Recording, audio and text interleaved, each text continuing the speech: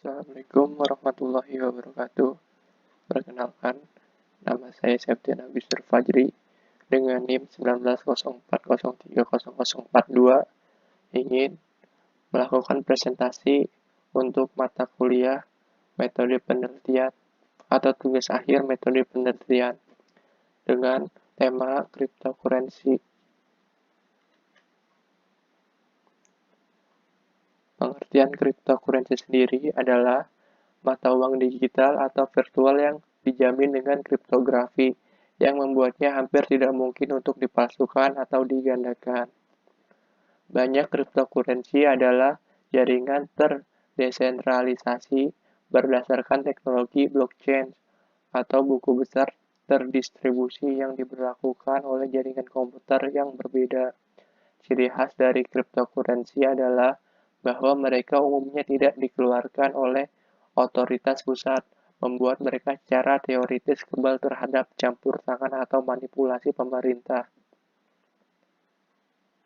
Kripto sendiri mengacu pada berbagai algoritma enkripsi dan teknik kriptografi yang melindungi entry ini, seperti enkripsi kurva elips, public-private, key pairs, dan fungsi hashing.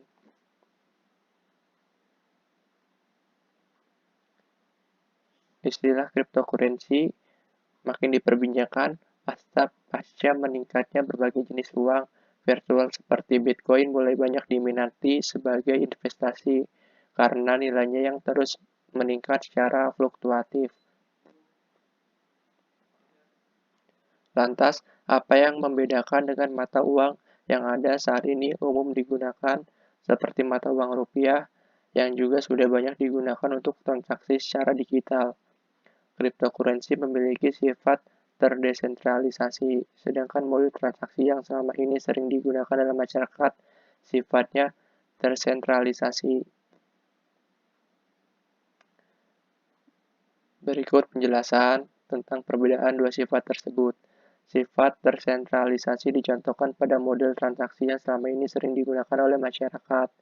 Misalnya dalam kasus ini dicontohkan orang tua yang ingin mengirimkan uang kepada anaknya di perantauan.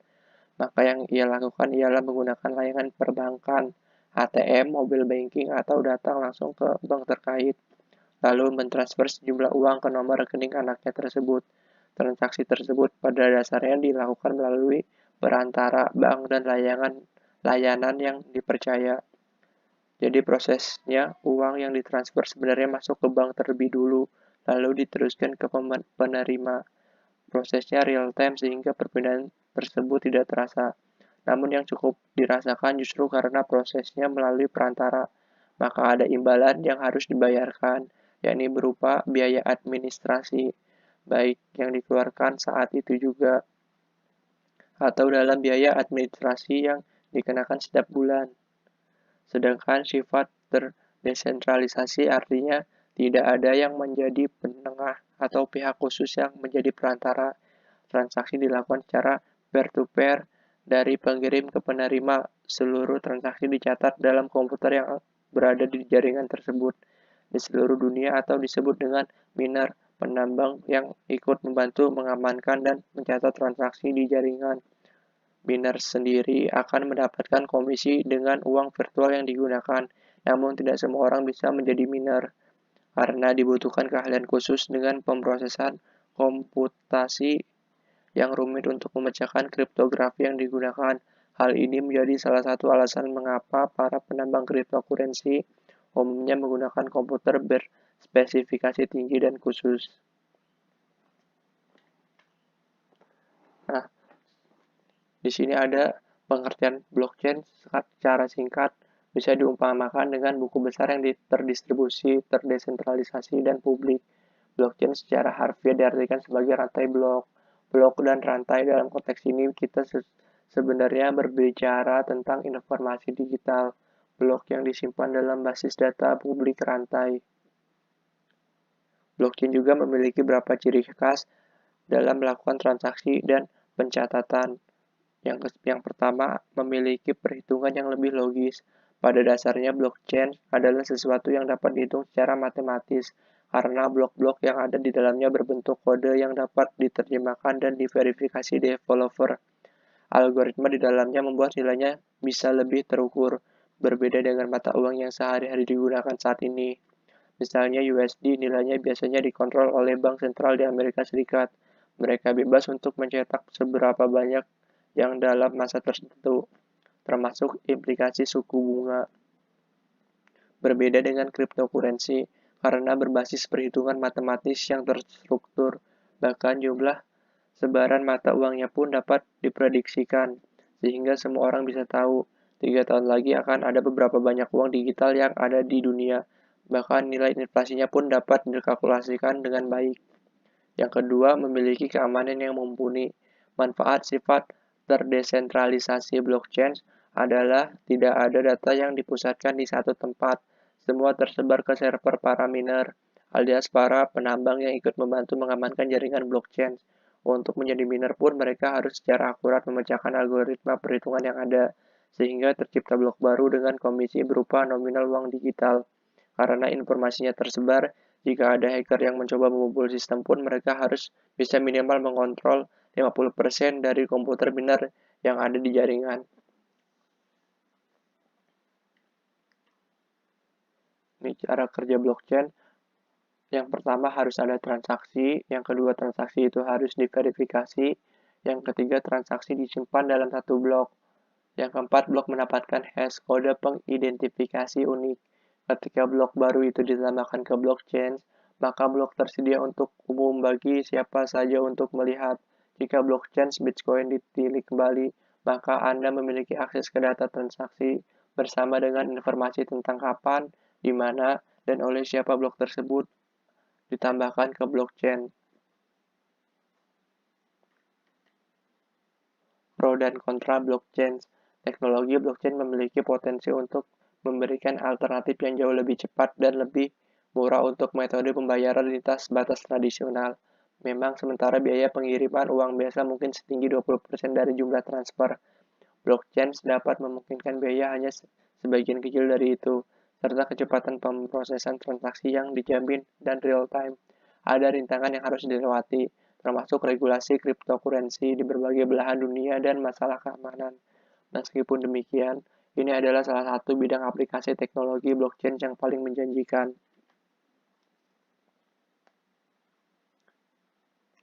Di sini ada sejarah cryptocurrency. Merangkum dari buku Cryptocurrency Trading, Guide Fundamental and Technical Analysis for Cryptocurrency Thinkers. Sejarah kripto dimulai pada tahun 1983 saat kriptografer David Chow menciptakan alat kriptografi elektronik anonim yang disebut ICASH. Kemudian di tahun 1995, DigiCash dibuat dan diimplementasikan sebagai bentuk awal pembayaran dalam bentuk kriptografi elektronik menggunakan perangkat lunak dan enkripsi untuk menarik nota dari bank. Pada tahun 1998, Wei Dai mempublikasikan B-Money, yaitu sistem kas elektronik terdistribusi secara anonim.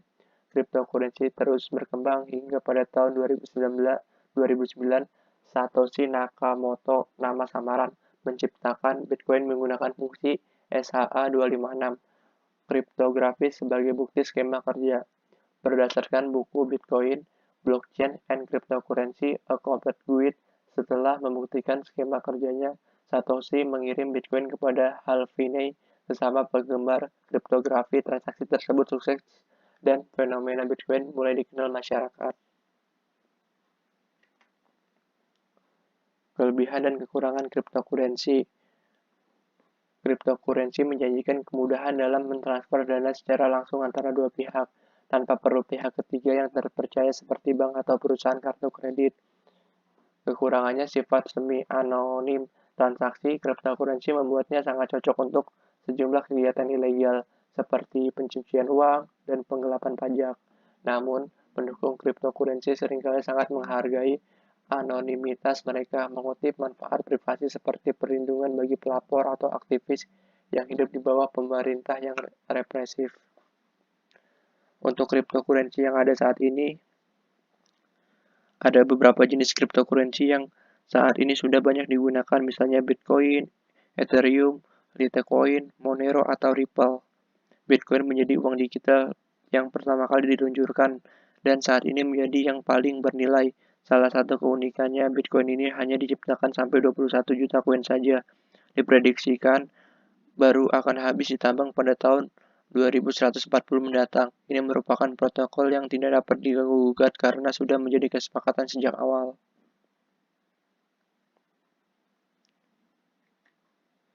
Nah, ada dasar hukum perdagangan kripto. Yang pertama ada Undang-Undang Nomor 10 Tahun 2011 tentang perubahan atas Undang-Undang Nomor 32 Tahun 1997 tentang perdagangan berjangka komoditi. Yang kedua ada Peraturan Kepala Bapepti Nomor 3 Tahun 2019 tentang komoditi yang dapat dijadikan subjek kontrak berjangka, kontrak derivatif syariah dan atau kontrak derivatif lainnya yang diperdagangkan di bursa berjangka. Yang ketiga ada Peraturan Menteri Perdagangan Nomor 99 Tahun 2018 tentang kebijakan umum penyelenggaraan perdagangan berjangka aset kripto aset. Yang keempat ada Peraturan Badan Pengawas Perdagangan Berjangka Komoditi Nomor 2 Tahun 2019 tentang penyelenggaraan pasar fisik komoditi di bursa berjangka. Yang ketiga Peraturan Badan Pengawas Perdagangan Berjangka Komoditi Nomor 5 Tahun 2019 tentang ketentuan teknis penyelenggaraan pasar fisik aset kripto di bursa berjangka. Selanjutnya, Peraturan Badan Pengawas Perdagangan Berjangka Komoditi Nomor 6 Tahun 2019 tentang penerapan program anti pencucian uang dan pencegahan pendanaan terorisme terkait penyelenggaraan pasar fisik komoditi di bursa berjangka.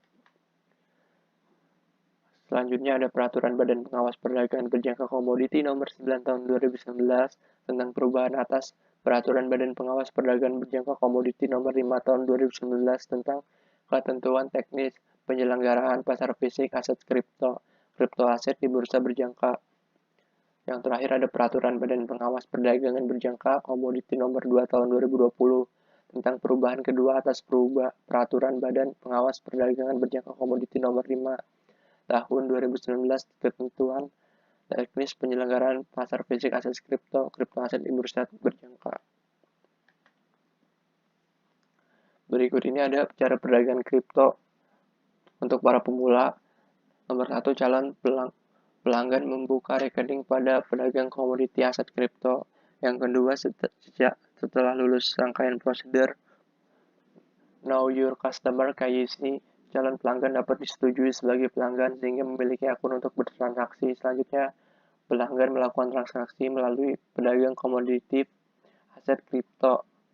Yang keempat, transaksi dapat berupa penukaran, pembelian aset dengan fiat money, IDR, atau sebaliknya. Pelanggan juga dapat melakukan penukaran antara aset kripto atau memasang kuotasi harga jual atau beli aset kripto. Yang kelima, melakukan penyetoran dana ke rekening terpisah pedagang komoditi aset kripto. Keenam, dana dalam rekening digunakan untuk membeli aset kripto 70%. Dana tersebut akan disimpan pada lembaga keliling dan 30% akan disimpan pada pedagang komoditi aset kripto. Yang ke-8, transaksi aset kripto public and private key akan disimpan oleh pedagang komoditi aset kripto di pengelolaan tempat penyimpanan, baik yang sifatnya hot wallet dan cold wallet.